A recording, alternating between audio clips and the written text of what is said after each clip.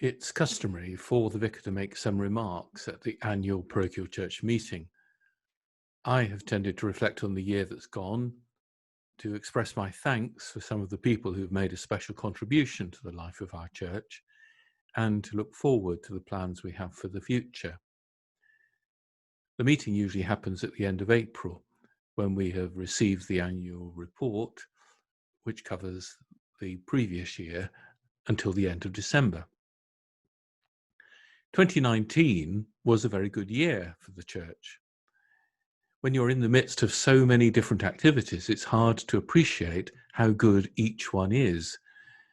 But even so, there was a strong sense that church life was flourishing. 2 days that will always stay in my memory are going with the choir to both St. Paul's Cathedral and Westminster Abbey. Many of us will also remember Evan's ordination as priest at Lincoln Cathedral. I think especially about the joy that surrounded him, Thomas, and his parents as we gathered for photographs afterwards. For me, one of the most pleasing things was finally getting started with a girls' choir. A small but enthusiastic group got underway in the autumn. And as I look back in my diary, I see 4 services on a Sunday, with 1 or 2 christenings on most Sunday afternoons, and Wednesday morning communion service as well. There were Lent and autumn groups and Stations of the Cross, Welcome Wednesday talks and Taizé prayers. There was work with schools. For me, there was also what I was doing as a Spalding Town husband, as a BAP advisor, as the leader of Celebrating Wisdom, and even a day lecturing at the Lincoln School of Theology. Not to mention weddings, funerals, pastoral visits, and home communions. We had an excellent flower festival jointly with St. Paul's and St. John's to tie in with harvest at the beginning of October.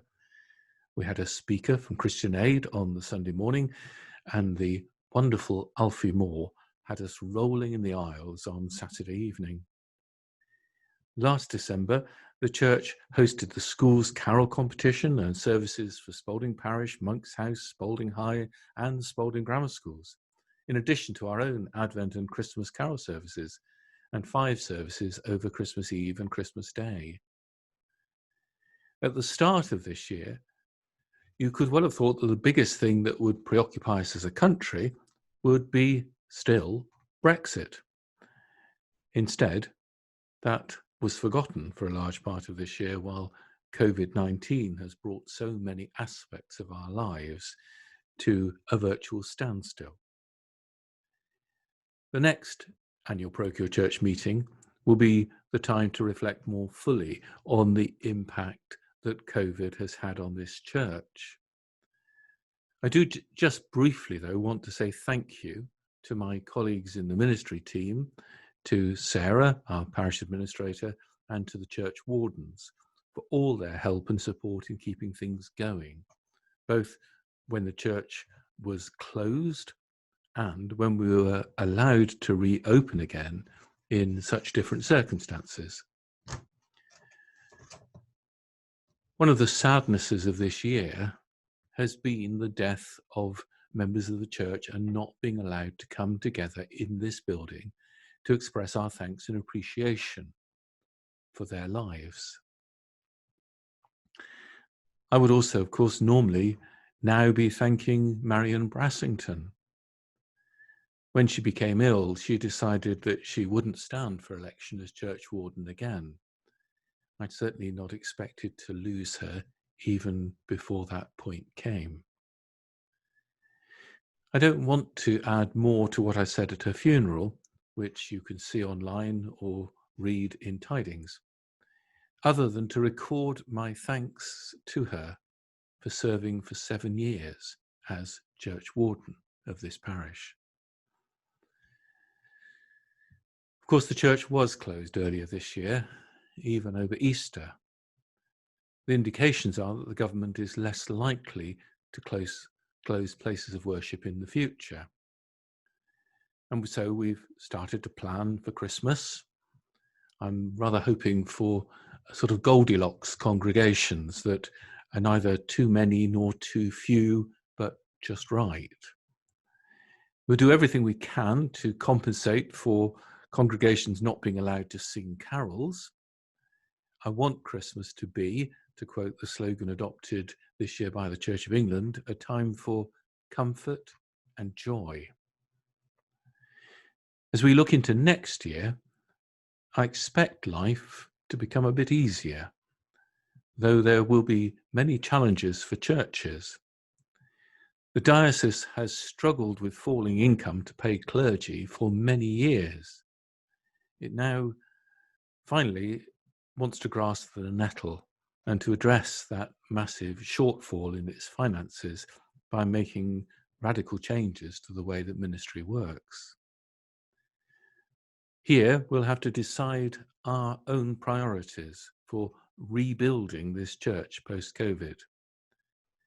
Not everything that we were doing can be restarted straight away. And there may be opportunities for doing things differently in some areas. Evan's time as curate will come to an end between Easter and June, and he will move on to his first post of responsibility as a vicar somewhere. There are promising signs that a new vicar will be appointed at St. John's before the end of this year. My prayer is that we can work closely together and particularly focus some shared resources on helping more younger people to discover faith in Jesus Christ and become members of a worshipping community. Paul Whiteley will also finish his time as a curate at St. Paul's at the same time as Evan.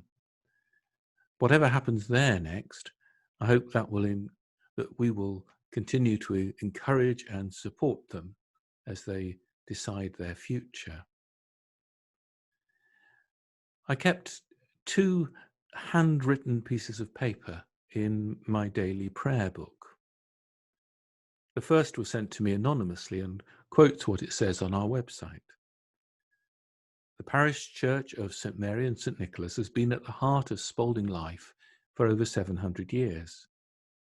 We serve our community in many ways, living as disciples of Christ and sharing God's love as Jesus taught us to do. We are a loving and welcoming Christian community. The second was left on the prayer board, and it's dated the 22nd of March. It says, "A prayer for all of us, especially those whom we know and love, that we may get through this awful episode with fortitude, courage, and without losing our sense of good humour. It will pass."